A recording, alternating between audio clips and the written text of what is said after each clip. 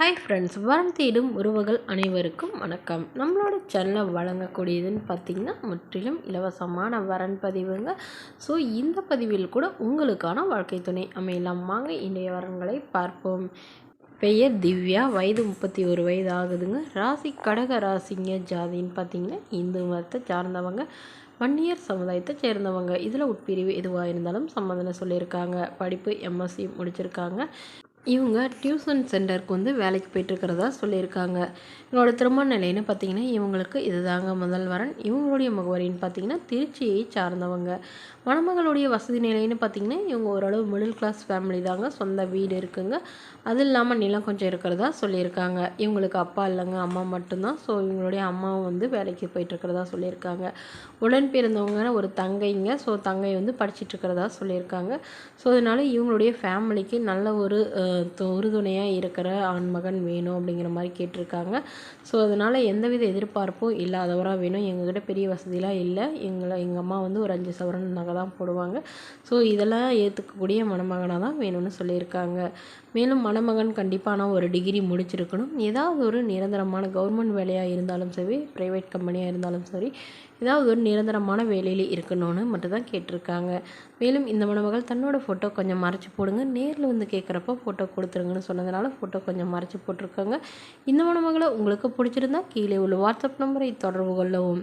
அடுத்த வரன் பெயர் பார்த்திங்கன்னா வினோதா, வயது 35 வயது ஆகுதுங்க. ராசி கன்னி ராசிங்க. ஜாதின்னு பார்த்திங்கன்னா இந்துல வன்னியர் சமுதாயத்தை சார்ந்தவங்க. இவங்களுடைய படிப்புன்னு பார்த்திங்கன்னா இவங்க ஐடிஐ படிச்சிருக்காங்க. இவங்க வன்னியர் சமூகத்திலே இருந்தாலும் ஓகே, இல்லை வேறு ஜாதியாக இருந்தாலும் சம்மதம்னு சொல்லியிருக்காங்க. ஸோ இவங்க துணிக்கடை சொந்தமாக வச்சு நடத்திட்டு வராங்க. நல்ல ஒரு வருமானம் வரதா சொல்லியிருக்காங்க.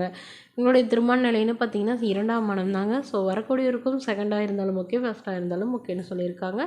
இவங்க ஈரோடில் வசிக்கிறாங்க. மணமகளுடைய எதிர்பார்ப்புன்னு பார்த்திங்கன்னா வரக்கூடிய மணமகன் ஓரளவு மிடில் கிளாஸ் ஃபேமிலியாக இருக்கணும், ஒரு சொந்த வீடு மட்டுமாவது இருக்கணும்னு எதிர்பார்க்குறாங்க. ஸோ மிடில் கிளாஸ் ஃபேமிலியாக இருந்தால் கூட போதுங்க, ஓரளவு படிச்சிருக்கணும்னு எதிர்பார்க்குறாங்க. ஸோ மணமகளுடைய ஃபேமிலி ஓரளவு பெரிய ஃபேமிலியாக இருந்தாலும் ஒன்றும் பிரச்சனை இல்லைங்க மாதிரி சொல்லியிருக்காங்க. ஸோ இந்த மணமகள் தன்னோட ஃபோட்டோ கொஞ்சம் மறைச்சி போடுங்க, நேரில் கேட்குறப்போ ஃபோட்டோ கொடுத்துருங்கன்னு சொன்னதுனால ஃபோட்டோ கொஞ்சம் மறைச்சி போட்டிருக்காங்க.